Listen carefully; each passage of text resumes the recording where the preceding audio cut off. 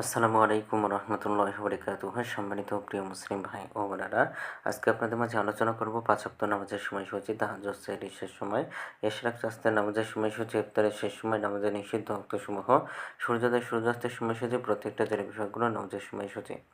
তো আজকে বৃহস্পতিবার 9 জুন 2026 ইংরেজি 25শে আষাঢ় 1432 বাংলাতে, 23শে মুহররম 1447 হিজরি। ঢাকা এবং পার্শ্ববর্তী এলাকার নামাজের সময়সূচিগুলো তুলে ধরবো।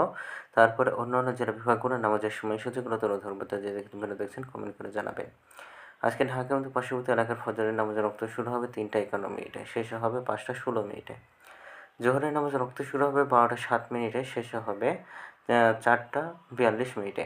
আসরের নামাজের রক্ত শুরু হবে 4টা 43 মিনিটে, শেষ হবে 6টা 33 মিনিটে। মাগরিবের নামাজের ওয়াক্ত আজকে শুরু হবে 6টা 34 মিনিটে। মাগরিবের নামাজের ওয়াক্ত আজকে শেষ হবে 6টা 54 মিনিটে। এশার নামাজের ওয়াক্ত শুরু হবে 6টা 55 মিনিটে। এশার নামাজের ওয়াক্ত আজকে শেষ হবে 3টা 46 মিনিটে। আজকে ঢাকা এবং পার্শ্ববর্তী এলাকার সেহরির শেষ সময় হলো 3টা 45 মিনিটে। ইফতারের সময় সন্ধ্যা 6টা 54 মিনিটে। আজকে ঢাকা এবং পার্শ্ববর্তী এলাকার তাহাজ্জুদ এবং সেহরি অর্থাৎ নফল নামাজের উত্তম সময় ইশরাকের রক্ত সকাল 5টা 31 মিনিট থেকে 8টা 42 মিনিট পর্যন্ত। স্বাস্থ্য রক্ত সকাল 8টা 43 মিনিট থেকে 12টা পর্যন্ত। সন্ধ্যায় অর্থাৎ তাহাজ্জুদের রক্ত হলো রাত 12টা 51 থেকে 3টা 46 মিনিট পর্যন্ত।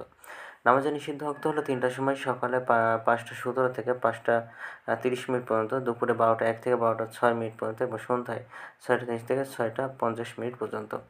আজকে এই ছিল ঢাকা এবং পার্শ্ববর্তী এলাকার নামাজের সময়সূচি। এখন আলোচনা করব বিভাগীয় শহরের জন্য উল্লিখিত সময়ের সঙ্গে যেসব বিভাগের সময় আপনারা যোগ বিয়োগ করবেন তা হলো এই। অর্থাৎ বিয়োগ করবেন চট্টগ্রামে 5 মিনিট এবং সিলেটে 6 মিনিট কম করবেন।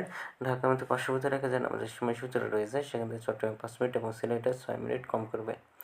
যোগ করবেন খুলনাতে 3 মিনিট, রাজশাহীতে 7 minute, Rangpur 8 minute, Barishal 1 minute বেশি করবেন ঢাকা এবং পার্শ্ববর্তী এলাকার নামাজের সময়সূচি থেকে। তো আজকের ভিডিওটি বিন্দু ছিল। আর এই সূত্র নিয়ে ইসলামিক ফাউন্ডেশন ভিডিওটি ভালো লাগলে অবশ্যই চ্যানেলটি সাবস্ক্রাইব করে পাশে থাকবেন। ধন্যবাদ সকলকে। আসসালামু আলাইকুম রহমতুল্লাহ।